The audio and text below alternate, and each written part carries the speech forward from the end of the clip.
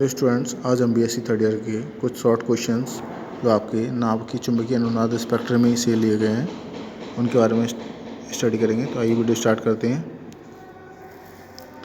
Number 1 question है कि नाभिकीय या एनएमआर नाभिकीय चुंबक अनुनाद स्पेक्ट्रम के अध्ययन में किन किन बातों की जानकारी प्राप्त होती है। व्हाट आर द आपके general information essential for the study of NMR spectra. तो देखिए, एनएमआर स्पेक्ट्रम के अध्ययन से निम्नलिखित 4 बातों की जानकारी प्राप्त होती है जो कार्बनिक यौगिकों के अध्ययन में महत्वपूर्ण भूमिका का निर्वाह करता है या भूमिका निभाता है। नंबर 1, सिग्नलों की संख्या, नंबर ऑफ सिग्नल, जो अणु में उपस्थित तुल्य इक्विवेलेंट प्रोटॉन के सेटों की संख्या होती है उसको दर्शाता है।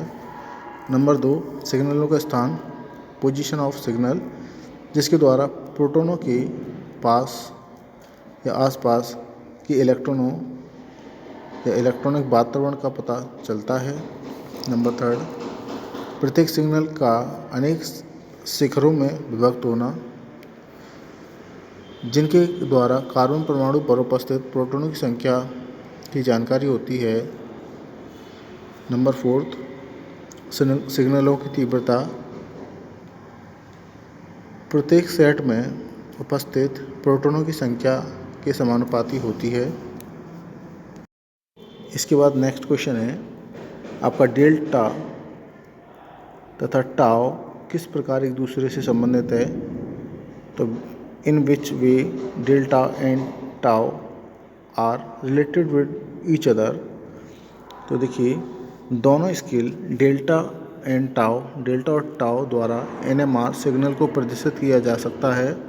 दोनों को निम्न प्रकार एक दूसरे में परिवर्तित किया जा सकता है कि tau is equal to 100 minus delta. यदि किसी प्रोटॉन के लिए डेल्टा का मान कम है तो परिरक्षण प्रभाव प्रदर्शित करता है, जबकि डेल्टा का मान या डेल्टा का उच्च मान अपरक्षण प्रभाव दर्शाता है। इसी प्रकार टाउ के लिए यह मान विपरीत होता है, अर्थात टाउ का मान अधिक होने पर परिरक्षण तथा कम होने पर अपरक्षण प्रभाव प्रकट होता है। देखिए, आपके हायर सेलिंग सिग्नल अब फील्ड दे रखा है टीएमएस में, तो आपके डेल्टा का मान दे रखा है, टाउ का मान दे रखा है। तो डेल्टा का मान आपके 10 से स्टार्ट है 1 तक और टाउ का मान 0 से 10 तक। तो ये आपका टाउ और डेल्टा में संबंध है कि tau is equal to 10 minus delta. एक नेक्स्ट क्वेश्चन और है, जो सिग्नलों की तीव्रता किस प्रकार ज्ञात की जाती है कि how do you track out the intensity of signal. तो सिग्नलों के विभाजन के उपरांत प्राप्त शिखरों की संख्या निकटवर्ती प्रोटॉन से एक अधिक होती है, अतः यह निकटवर्ती प्रोटॉन दो निकटवर्ती प्रोटॉन त्रिक तथा 3 निकटवर्ती प्रोटॉन चतुष्क देते हैं। द्विक एवं त्रिक चतुष्क आदि की सभी शिखरें समान तीव्रता की नहीं होती हैं। बाहरी शिखरों की अपेक्षा अंदर की शिखरें बड़ी होती हैं। इनकी तीव्रता द्विपद समीकरण x+1 की पावर n के द्वारा ज्ञात की जा सकती है, जहाँ स्मॉल n इजिकल टू निकटवर्ती परमाणु पर उपस्थित प्रोटॉनों की संख्या है। एक टेबल दे रखी है आपके कि निकटवर्ती कार्बन पर उपस्थित प्रोटॉन संख्या x+1 की पावर n अनुपात और आपके गुणात्मकता।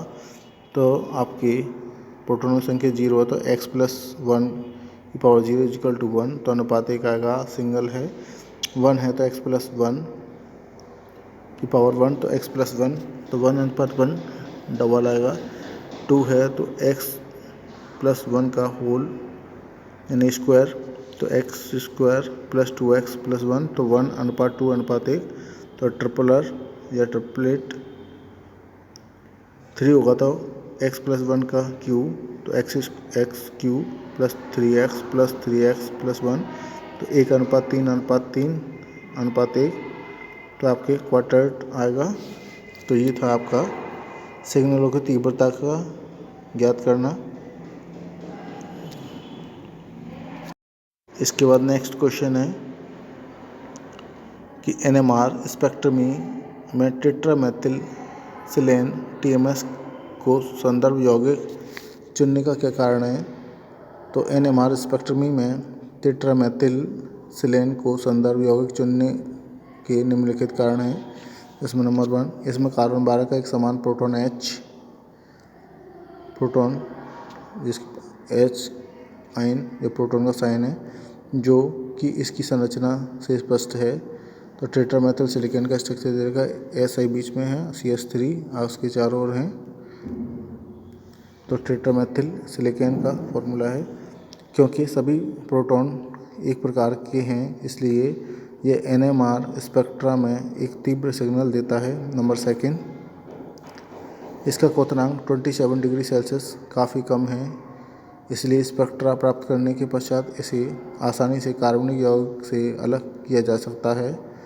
नंबर 3, यह रासायनिक क्रियाओं में अक्रिय होता है।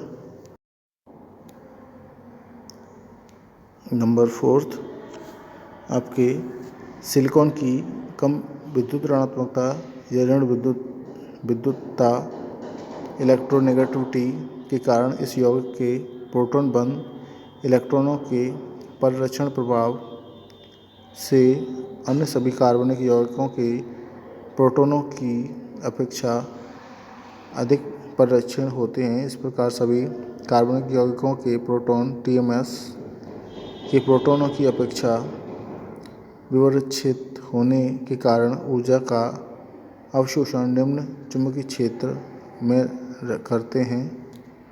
तो ये तो थे आपके शॉर्ट नोट जो आपके नाभिकीय चुंबकीय अनुनाद स्पेक्ट्रमी चैप्टर से हैं, जो परीक्षा के लिए काफ़ी उपयोगी हैं।